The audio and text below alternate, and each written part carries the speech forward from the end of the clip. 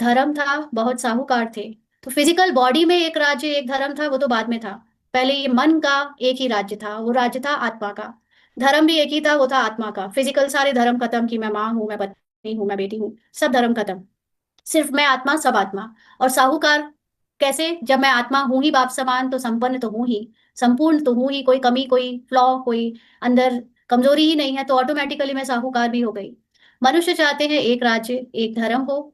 मनुष्य जो चाहते हैं सो अब आसार दिखाई पड़ते हैं। फिर समझेंगे यह तो ठीक कहते हैं। आप जहां जैसे जैसे आप वननेस में जाते जाओगे, आपको सब में एक मूल आत्मा एनर्जी दिखनी शुरू हो जाएगी। आप देखोगे कि चारों तरफ उसके हालात वैसे बनने शुरू हो गए, दिखने शुरू हो गए। लोगों के अंदर भी एकता आती जा रही है, लोग भी बॉडी कॉन्शियस कम होते जा रहे हैं। 100% पवित्रता सुख शांति का राज्य फिर से स्थापन कर रहे हैं। फिर तुमको खुशी भी रहेगी। याद में रहने से ही तीर लगेगा। शांति में रह थोड़े अक्षर ही बोलने हैं। बोलना सिर्फ मुंह से नहीं होता है, बोलना लिखने में भी होता है, बोलना आप फिजिकली कोई भी बॉडी लैंग्वेज दे रहे हो उसमें भी होता है। इसलिए शांति मतलब अपनी कर्मेंद्रियों को थोड़ा शांत करके शरीर से डिटैच हो जाओ, है ना। वही बाबा को गुड मॉर्निंग गुड आफ्टरनून होता है। बाकी मुंह से जो बोल रहे हो वो गुड मॉर्निंग ना तो बाबा तक पहुंचती है, ना बाबा को उसका कोई। लिखने में भी होता है, बोलना आप फिजिकली कोई भी बॉडी लैंग्वेज दे रहे हो उसमें भी होता है। इसलिए शांति मतलब अपनी कर्मेंद्रियों को थोड़ा शांत करके शरीर से डिटैच हो जाओ, है ना। वही बाबा को गुड मॉर्निंग गुड आफ्टरनून होता है। बाकी मुंह से जो बोल रहे हो वो गुड मॉर्निंग ना तो बाबा तक पहुंचती है, ना बाबा को उसका कोई खुशी मिलती है। बाबा को खुशी मिलती है जब आपका मन शांति में साइलेंस में टिक जाए। वो है बाबा के लिए बेस्ट ग्रीटिंग। तो जास्ती आवाजें आदि कुछ भी बाबा पसंद नहीं करते। अंडरलाइन कई लोग कहते हैं ना, मुझे गाना बहुत पसंद है, मुझे कविताएं बहुत पसंद है, सुनाऊं सुनाऊं सुनाऊं, जहां जाएंगे वहां अपना गाना, वहां अपनी कविता सुनाने के। बिल्कुल, ये क्या है? ये भी ईगो है, अहंकार है, ये भी बॉडी कॉन्शियसनेस है। इतनी ज्यादा आदत पड़ चुकी है हमको अपने रोल की विशेषताओं को शो ऑफ करने की, कि हम इसके पीछे का सत्य ही नहीं याद कर पाते। अपनी तारीफ संगठन में लोग क्यों जाते हैं? संगठन में अपनी तारीफ करवाने। बहुत लोगों को तो यही रहता है, हम अपनी चीजें सुनाएं, हम अपना एक्सपीरियंस बताएं, हम अपनी तारीफ करवाएं, तो हमें वाहवाही में ये मन बाग बाग हो जाएगा, है ना। तो ये सब बाबा पसंद नहीं करता। यहाँ पर जीते जी मरना होता है, खाली होना होता है, सारी गुण विशेषताओं को भूलना होता है, शरीर से अपनी सारी पहचानें खत्म करनी होती हैं, मर्जीवा बनना होता है। ये नहीं कर पा रहे हैं तो हम सिर्फ शोर मचा रहे हैं और दूसरों का भी पुरुषार्थ खराब करते हैं अपने इन आदतों से, अपने इस एक्शन रूपी कर्मों की जो आदत वो पड़ी हुई हमारी एक संस्कार उससे। यहाँ तो साइलेंस में जाना है, सब भूलना है। और हम गीत कविता और इन सब में फंसकर वाहवाही बटोरने में लगे हुए हैं।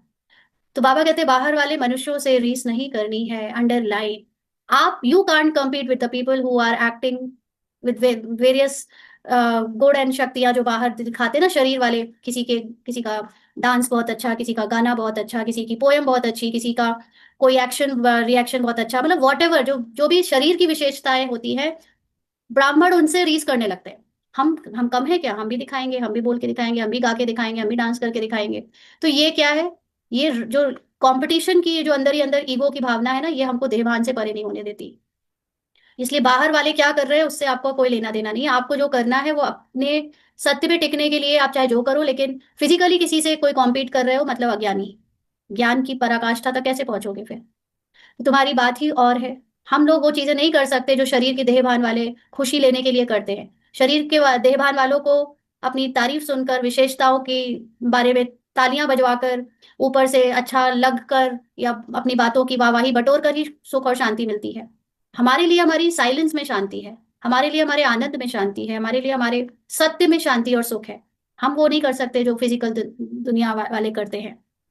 अपने को आत्मा समझ पाप को याद करना है बस। स्लोगन भी अच्छे हो, जो मनुष्य पढ़कर जागे। बच्चे वृद्धि को पाते रहते हैं, खजाना तो भरपूर रहता है। बच्चों को दिया हुआ फिर बच्चों के काम में ही आता है। बाप तो पैसे नहीं ले आते हैं। तो यहाँ पर जो कोई भी ये समझता है कि हम कुछ पैसे या कोई धन या कोई वस्तु भी देते हैं, तो वो भी आपके खुद के ही काम है। मतलब आप दे भी रहे हो तो वो कोई आपका है ही नहीं, पहली बात, है ना। वो तो हमारे पास रखा हुआ था, ड्रामा ने दिया था, तो हम लेन देन में वो चीजें सब एक दूसरे के लेन देन में यूज कर रहे हैं। बाकी ना हम लेकर आए थे ना हम लेकर जाएंगे।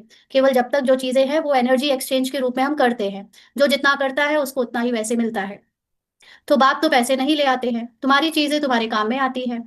भारतवासी जानते हैं हम बहुत सुधार कर रहे हैं। 5 वर्ष के अंदर इतना अनाज होगा जो अनाज की भी कभी तकलीफ नहीं होगी। वाह! आज देखो बाबा पॉजिटिव बातें कर रहा है साकार मुरली में।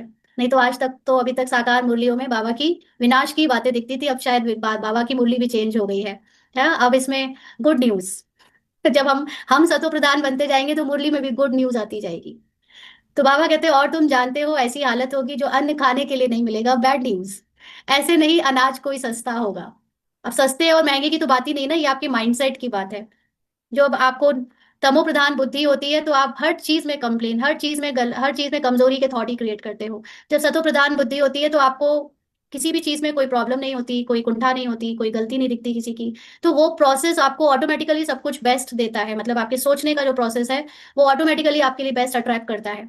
तो ये बात कोई सस्ता और महंगे की नहीं है, बात है आपके अंदर सतयुग चल रहा है या आपके अंदर कलयुग चल रहा है। आपके अंदर अगर कलयुग चल रहा है तो अन्न खाने के लिए नहीं मिलेगा, अनाज महंगा लगेगा। और अगर आपके अंदर सतयुग चल रहा है तो इतना अनाज होगा जो कभी कोई तकलीफ नहीं होगी। Now we have to decide कि हमारे अंदर, वी हैव टू सी, देखना है हमें, नॉट डिसाइड, डिसाइड तो ड्रामा ने कर रखा है। हमें देखना है कि हमारे अंदर चल क्या रहा है।